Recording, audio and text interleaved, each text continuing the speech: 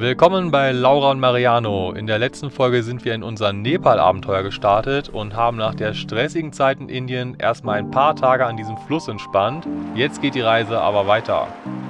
Okay, heute geht's weiter. Heute geht's wirklich in die Berge. Wir müssen echt auf so über 2000 Meter Höhe und haben dann hier so tolle Serpentinen vor uns. Und unser Ziel ist erstmal so ein Aussichtspunkt. Also wenn man jetzt auf der Spitze dieser Bergkette ist, anscheinend, wo wir jetzt hier quasi langsam reinfahren, dann von da kann man dann den Himalaya sehen und da gibt es so tolle Aussichtspunkte. Luftlinie 20 Kilometer, aber wegen den ganzen schlängelnden Straßen 55 Kilometer. Uiuiui, oh Gott. Ich meine, was ist das denn?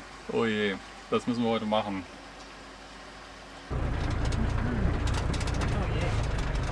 Hier wieder durch den Fluss.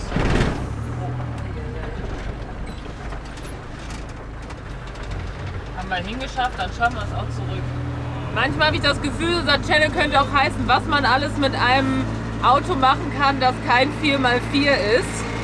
Weil manchmal reizt mir schon so ein bisschen aus. Aber bis jetzt klappt ja immer alles zum Glück. Also wir sind schon auch vorsichtig und fahren uns ja jetzt nicht dauernd fest oder so.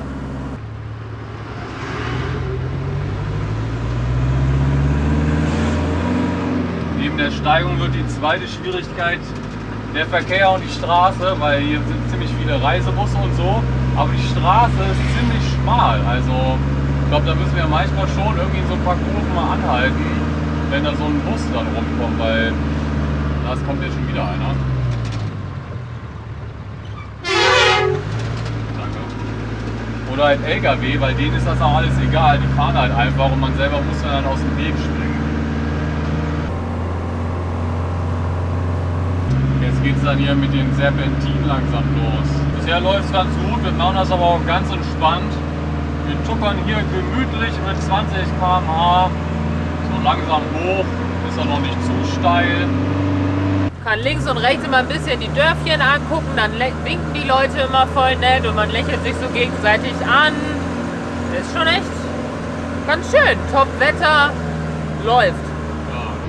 Wir fahren ja auch, wie sich wahrscheinlich viele denken können, ohne Servolenkung hier herum. Aber eigentlich hat uns das nie gestört, weil auf der Autobahn kann man trotzdem irgendwie mit einem Finger das Auto lenken, weil sobald man sich bewegt, geht es halt voll.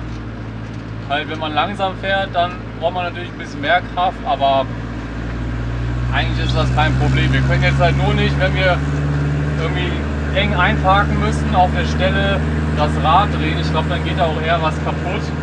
Deshalb muss man halt immer fahren, wenn man lenken will. Aber ja, bis auch manchmal irgendwo eng einparken ist es halt eigentlich kein Problem. Also toll, jetzt geht es hier wieder runter. Und dann müssen wir da hinten wieder hoch, wahrscheinlich. Mist. Hört ihr das?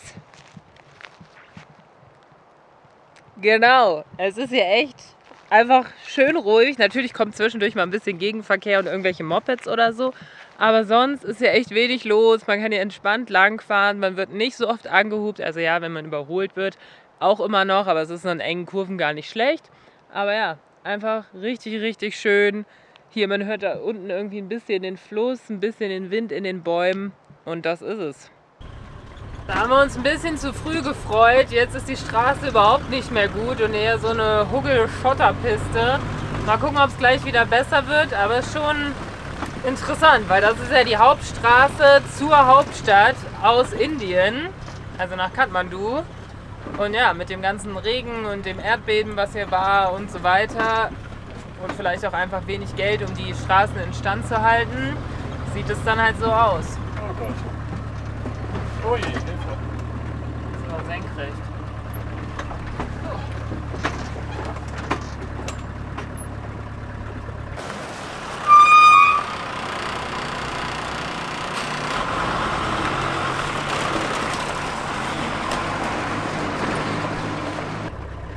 Toll, wie soll ich denn da rüberfahren? Na, rechts vielleicht? Ja, einfach durch. Oh Gott. Steine.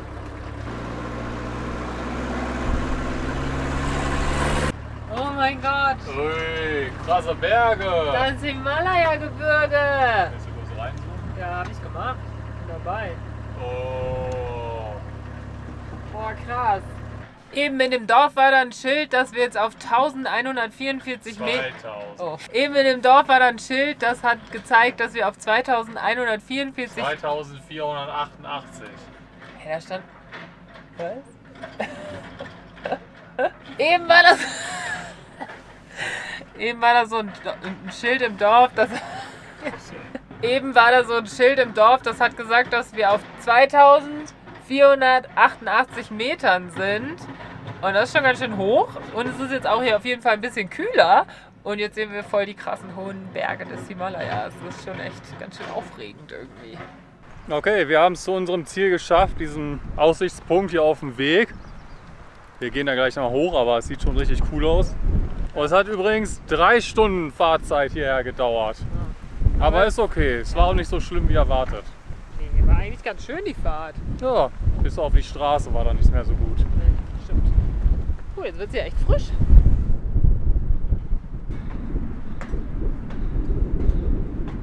Puh, das war ja anstrengend.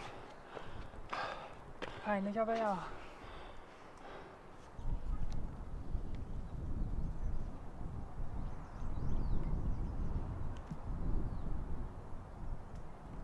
Da oben ist es ganz schön windig, wir sind mal hier so ein paar Stufen runtergegangen.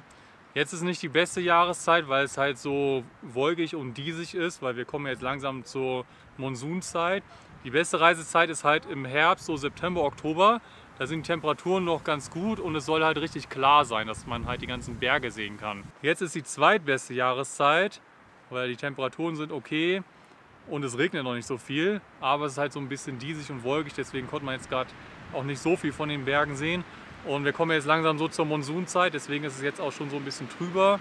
Und im Sommer ist halt dann ganz Zeit Regen und im Winter ist halt einfach zu kalt.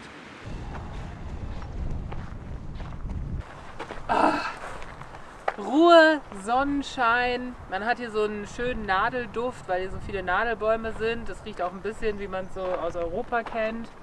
Aber richtig entspannt hier. Während wir fix unser Mittagessen vorbereiten, wollte ich euch noch erzählen, dass es voll interessant ist, dass uns aufgefallen ist, dass es bestimmte Gemüsesorten anscheinend, also wir waren jetzt noch nicht überall, aber irgendwie fast überall auf der Welt zu geben scheint. Also jedenfalls da, wo wir jetzt waren. Und wir sind ja jetzt schon wirklich weit gefahren und auch wirklich in Länder, wo die Kulturen und die Natur und alles wirklich ganz anders sind. Aber es gibt halt immer Zwiebeln, Knoblauch, Auberginen, Tomaten, Gurken. Das gibt's eigentlich immer. Blumenkohl und irgendwie Weißkohl gibt's, also wirklich, gibt's egal wo du bist. Ob in Georgien, irgendwo in den Bergen oder irgendwo in Indien, im Süden, in eher einer Region, wo ganz viel Strand ist, am Indischen Ozean. Guten. Toll. Und was für ein Leben. Wir haben übrigens in der Ferne, konnte man ja so ein bisschen Berge mit Schnee oben drauf sehen. Sieht man auch hier noch. Oh ja, das ist ein bisschen schwer zu erkennen, so zwischen den weißen Wolken. Aber ich habe so ein bisschen versucht zu schauen, okay, was für Berge sind das denn? Und in die eine Richtung, da ist dann auf jeden Fall Manaslu, das ist einer der 8000er. Ja, cool. Ich weiß nicht genau, ob wir den jetzt gesehen haben, aber so den Anfang von der Bergkette, wo der dazugehört wahrscheinlich. Na, das ist schon richtig Wahnsinn. Naja, hier sind die Berge richtig krass. Ja. Mal gucken, wie weit, wo wir da hinkommen. Oder ob wir nur sehr weit weg, sehr weit unten stehen und sie bewundern. Und das Lustige ist ja, in Kathmandu gibt es wohl ganz viele von den Autos, das wir auch haben, oder sogar das Vorgängermodell, weil halt damals, vor 50 Jahren, ja diese ganzen Hippies mit den Autos hierher gefahren sind. Hallo. Und dann haben die Hippies halt ihre Autos da dann irgendwie verkauft und da gelassen. Und deswegen, aber inzwischen werden die wohl, glaube ich, ausgemustert von der Stadt her. Aber jetzt machen wir quasi das Gleiche. Fahren mit so einem alten Mercedes-Bus nach Kathmandu. Ja, ist jetzt genauso wie nach Ragonda, ist das nach Kathmandu auch ein Ende vom Hippie-Trail. Yeah. Also wir sind voll auf den Spuren der alten Hippies in den 70er, 80er Jahren. Mhm. Vielleicht gibt es dann ja sogar ein paar Ersatzteile. Ja, das wäre ganz gut.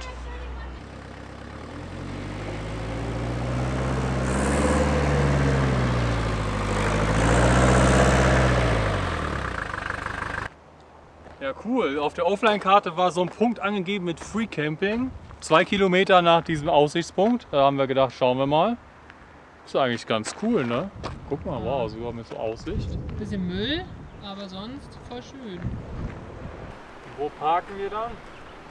Da? Oder? Oder da drüben? Ja toll, das ist ja ein cooler Ort. Und ich meine, 3 Stunden fahren am Tag reicht ja auch erstmal. Dann können wir jetzt hier ein bisschen Pause machen, ein bisschen entspannen. Und dann morgen oder so dann weiter nach Kathmandu. Und krass, nur 22 Grad hier. Oh, das ist toll! Ah, das ist meine Lieblingstemperatur. Sonnenschein, T-Shirt, Jeans. Ist einfach perfekt, auch für einen Van. So, es ist nicht so kalt, dass es irgendwie total beschlägt oder so. Es ist aber auch nicht so heiß, dass der sich wie so eine Sauna aufheizt. Perfekt. Wann war es denn das letzte Mal so frisch? Ja, ich glaube in Pakistan und als wir dann so Amritsar und so, wobei da war es dann noch kälter quasi. Ja, schon 3 Monate her, ja. Hier machen wir wieder das volle Programm. Hier, Camping. Oma und Opa, Laura und Mariano, genießen ihr Leben.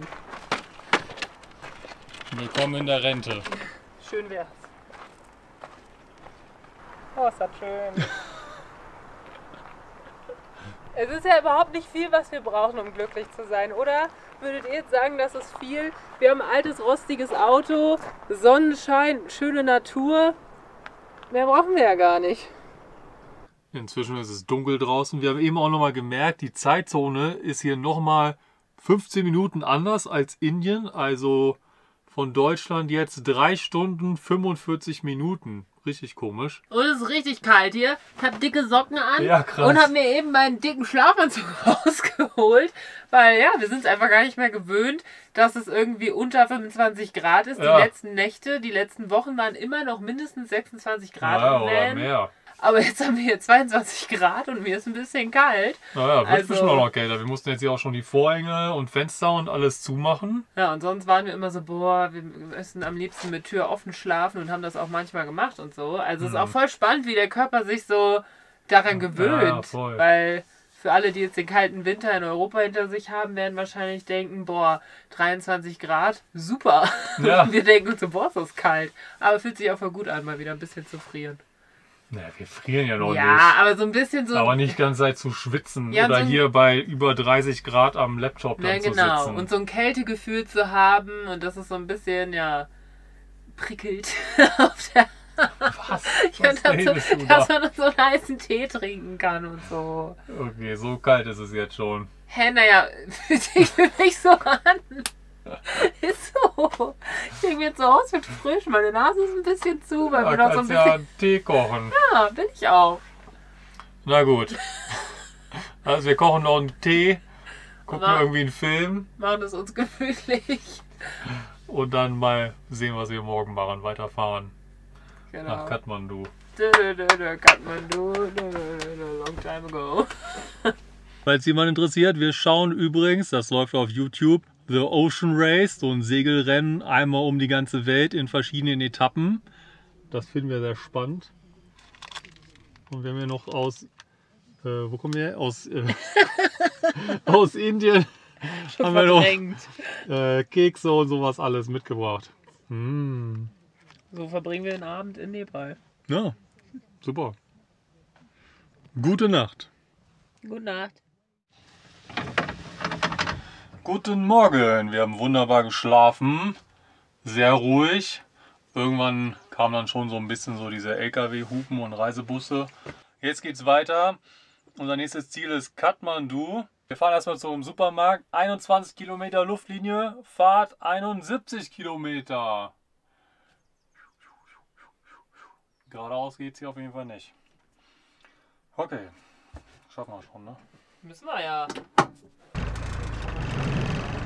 Aber immerhin, soweit wie ich das gesehen habe, geht es heute hauptsächlich bergab erstmal, bis wir dann so auf diese Hauptstraße nach Kathmandu kommen. Schnell ist das dann trotzdem aber auch nicht. Wir werden auf jeden Fall ganz schön lange brauchen, weil die Straße hier echt ein einziger Albtraum ist. Also wir fahren jetzt immer so 20, wenn überhaupt. Weniger, Schrittgeschwindigkeit. Ja, also in Indien war es ja schon krass. Da war Durchschnittsgeschwindigkeit 40, jetzt ist es unter 20.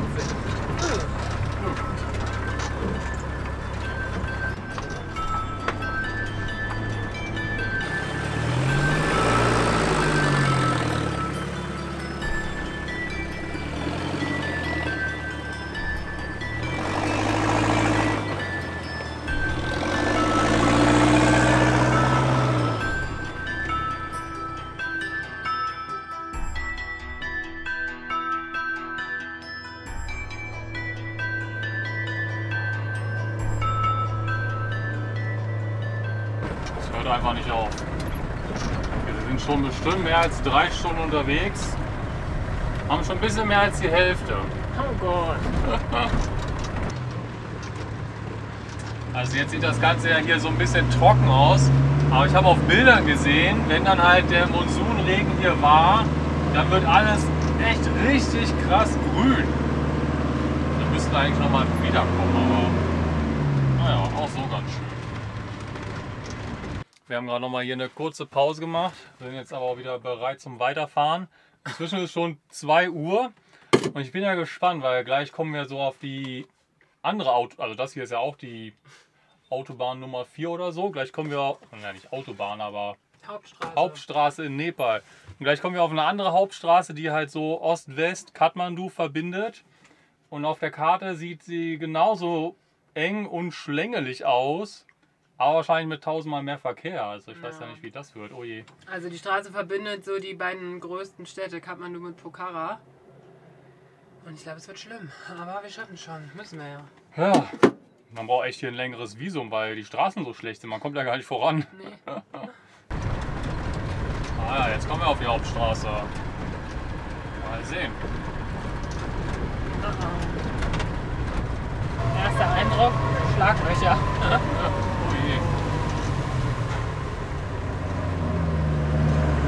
Die Straße ein bisschen breiter. Aber auch deutlich voller. Ja, logischerweise.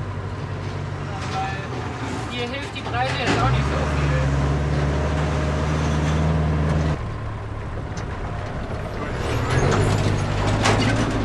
Geil, und das ist die Hauptstraße, die die Hauptstadt mit dem Rest des Landes verbindet. Schon krass. Aber naja, was will man machen, ne?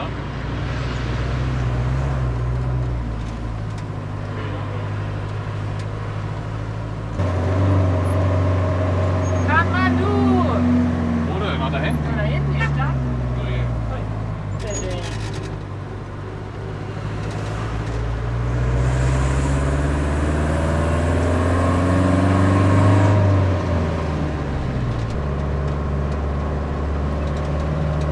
Oh, nach 5 Stunden haben wir es nach Kathmandu geschafft, aber damit sind wir natürlich noch nicht beim Ziel angekommen, weil wie erwartet ist es in dieser Hauptstadt super voll, super viel Verkehr und es dauert jetzt alles auch wieder ein bisschen, bis wir erst zum Supermarkt und dann zum Stellplatz kommen. Was ein Tag! So kann man echt den ganzen Tag verbringen, mit einfach nur fahren und normale Erledigungen machen. Ja, guck mal, das ist das Auto von Dings. Ich wusste es. Mit dem lustigen Stellplatz und unseren ersten Tagen in Kathmandu geht es dann in der nächsten Folge weiter. Vielen Dank fürs Zuschauen, bis zum nächsten Video.